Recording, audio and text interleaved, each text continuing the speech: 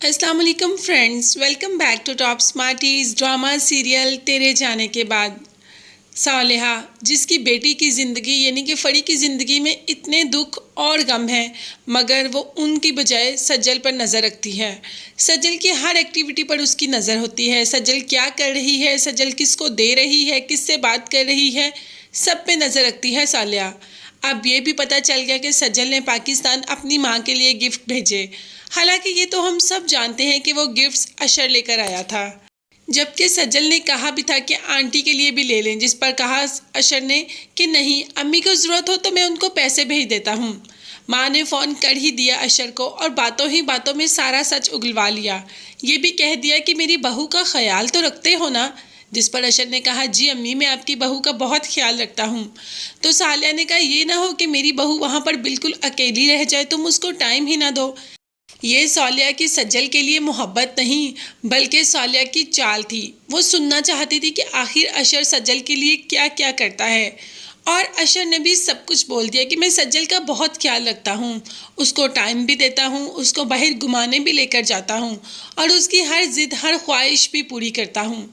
तो माँ ये कैसे बर्दाश्त कर सकती थी कि बेटे ने सज्जल की माँ की भी ख्वाहिशें पूरी करनी शुरू कर दी, यानी कि सज्जल की तो करता ही करता है।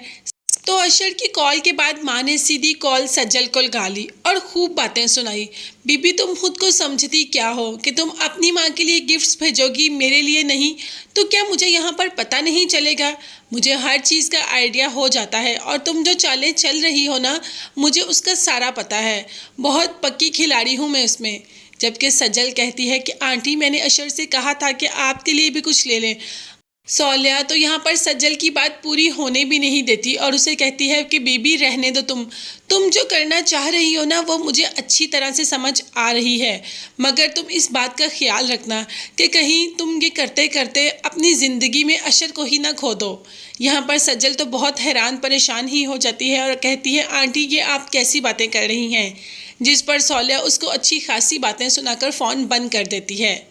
जब भी अशर घर आता है तो सज्जल बात करती है कि मैंने आपसे कहा था ना कि आंटी के लिए भी कुछ ले लें, उन्होंने मुझे फ़ोन करके आज इतनी बातें सुनाई।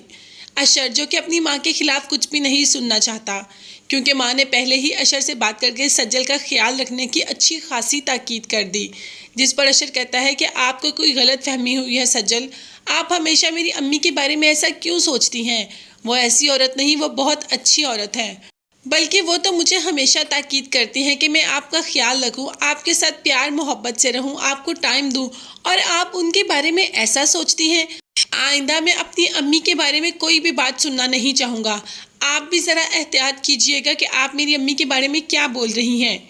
यही तो चाहती थी सालिया कि यहाँ पर अशर और सज्जल में थोड़ी सी दूरी बनी रहे, और इन सब का मशवरा फरहीन ही तो देती है। अपनी ज़िंदगी सही नहीं कर पाई, मगर यहाँ पर सज्जल और अशर को भी खुश नहीं रहने देगी। माँ यही बातें कर रही होती है जब अलीज़ा कहती है कि ये आपने बहुत गलत किया, आपने क्यों सज्जल भाभी से ऐसे बात करके सब कुछ कहा। अलीज़ा बहुत ही ज़्यादा मासूम और अच्छी लड़की है, जबकि फरहीन उसके मुकाबले में बहुत ही ज़्यादा चालाक। तो माँ ने कह दिया कि सज्जल को बसने नहीं दूंगी, अगर ऐसी हरकतें करती रहेगी एक न एक दिन इसे अशर से जुदा कर दूंगी। तो क्या सच में माँ अशर से सज्जल को हमेशा हमेशा के लिए अलहदा कर देगी, या बस चालें ही चलती रहेगी और अशर कभी भी सज्जल को नहीं छोड़ेगा? तो फ्रेंड्स, इसकी हकीकत ये है कि अशर वाकई ही सज्जल को नहीं छोड़ेगा।